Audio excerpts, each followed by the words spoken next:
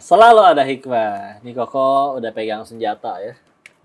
Nih, kalau di tangan yang tepat, benda tajam, benda seperti ini malah disalahgunakan. Ini bisa ngelukain orang. Ini bukannya bikin karya malah dihirup, ya, ngabok. Nah, ini alhamdulillah malah bisa jadi karya. Sekarang kau pengen minta diajarin sama Kang Ridwan gimana kalau pengen bikin karya seperti tadi. Kang, gimana Kang? Ajarin dong. Mulainya tuh dari awal gimana nih, dari kardus masih utuh kayak gini, terus apa yang langkah pertamanya? Langkah pertama awal kita bikin sketsa dulu kok. Sketsanya? Iya, sketsa di kardus. Oh, jadi Terus kardusnya itu udah digambarin dulu, baru digunting-gunting. Ya, seperti itu. Nanti dirangkai lagi di kotak kardus. Oh gitu. Iya. Ini yang apa nih yang paling gampang, coba ajarin saya. Kita bikin apa ya?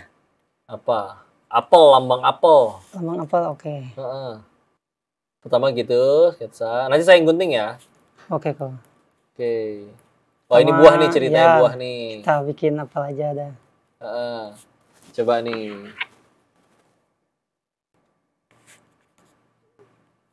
Udah, kasih daun. Ya boleh, ntar. Kita bikin 2 kok. Harus 2? Ya, ada yang kecil, ada yang gede. Nanti kan itu berjarak tuh, nanti pas dipasangnya kok. Oh gitu, ya, memang tekniknya ya. Tekniknya biar nggak jadi seimbang nantinya pas disorot center. Oke. Iya, gitu. karena jaraknya. Coba dipotong dulu ya. Bentar, satu. Lihat guntingnya khusus ya, kelihatan nggak bengkoknya? Tuh, kelihatan ya bengkoknya ya, nggak lempeng. Wah, ini kalau guntingnya pakai yang kayak kecil gitu juga, karena medianya kardus ya, jadi agak lebih keras. Lebih keras. Nah, saya potong cepat. Tuh, nguriling jadinya. Iya. Pakai gunting itu biasanya enak sih kok.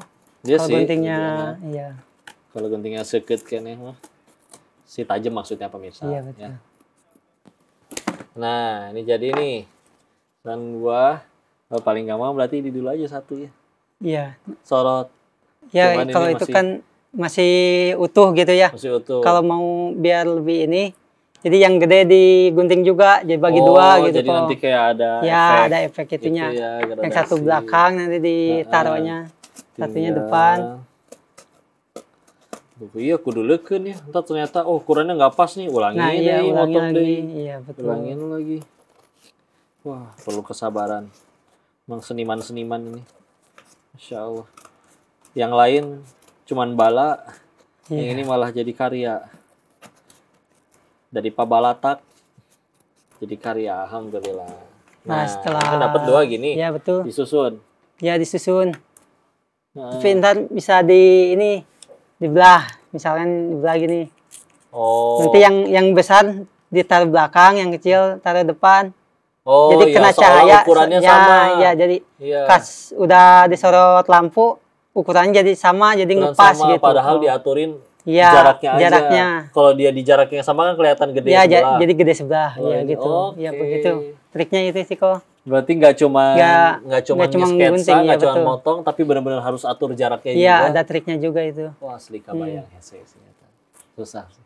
Luar biasa, keren ya. Nah, alhamdulillah. Dan ternyata selain sebagai seniman ini, pekerjaan sehari-harinya itu masih kurir ya? Ya, kurir. Maketin. Sehari berapa paket itu? Tergantung sih kok. Tergantung. Iya. Kau pernah kerja kurir juga tahu? Pernah. Sehari ini per satu kedatangan truk. Udah gitu kan turun tuh semua. Udah gitu biasa dikasih pegang satu daerah-daerah gitu. Ini udah dipegangannya siapa gitu kan. Ngeliling. Ntar waktu itu hari pertama tuh 67 paket ngeriling tuh bawa. Ngetok-ngetokin. Gitu ya. Kalau COD tungguin, ntar dia bayar. Pastiin diterima. Segala macam. Itu benar-benar tiap hari tuh. Liburnya apa? Libur nunggu pas paket sedang sedikit gitu kok. Kan ada hari-hari tertentu yang paketnya sedikit. Justru kalau lagi rame banget mah malah kerepotan nanti kita Benar-benar keteteran. nggak ada libur ya itu mah. Libur. Ya, alhamdulillah. Dan selama proses bikin pembuatan gini nih, pernah ada kejadian yang berkesan nggak? Udah mau jadi ambruk misalkan? Iya. Sering. Istiqomah berarti antum. Iya. Seringnya gimana? Karena hujanan. Kan saya bilang 3 hari, 7 hari itu karena itu kok. Bukan kehujanan sih. jadi ada salah potong gitu, salah ngegunting, jadi diulang lagi. Banyak yang itunya, yang miss-nya gitu. Jadi udah ditinggalin buat diterusin besok, tahu-tahu rusak, pernah juga. Tahu-tahu sama anak ya. Ya Allah. Terus bagi waktu kepada kerjaannya itu gimana? Tiap pulang kerja paling suka bentar ngerjain. Pulang kerja biasa jam berapa? Tergantung paket banyak enggaknya sih kok. Paling malam jam berapa kalau lagi banyak? Paling malam jam 8 sih. Jam 8 ya, udah beres isya, nyampe rumah, sholat, udah beres baru terusin. Tapi kalau benar-benar dikerjain benar-benar seharian full buat ini mah lebih cepet ya. Lebih cepat, bisa 5 jam, 7 jam langsung jadi sih. 5 jam, 7 jam. Tergantung karakternya juga yang dibuat. Ada yang rumit, ada yang gampang. Kalau yang gampang 4 jam juga bisa selesai langsung. Definisi gampang tuh gimana? Mukanya saking pasarannya gitu atau gimana? Bukan juga sih kok. Yang kan ini di sketsa dulu ya di HP, bikin siluet. Nah, kalau yang gampang siluetnya mudah, yang nggak banyak detail-detailnya. Terus pernah nggak udah dibikinin orangnya komplain, nggak mirip, ulangi gitu? Pernah, sampai ada yang udah dibikinin tapi nggak jadi gitu, ada juga. Semua udah habis waktu, habis bahan, nggak jadi. Paling saya kontenin gitu aja gitu sekalian. Akhirnya kontenin lumayan lah buat bahan. Ya, Masya Allah. Itu ditarget nggak bikin konten tuh? Per berapa hari sekali udah harus ada postingan bikin?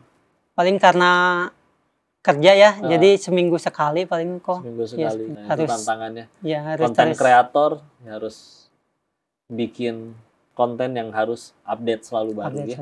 Tapi sejauh ini masih lebih cuan mana? Bikin dari karya seni ini atau misalkan yang masih kerjaan yang sehari-hari?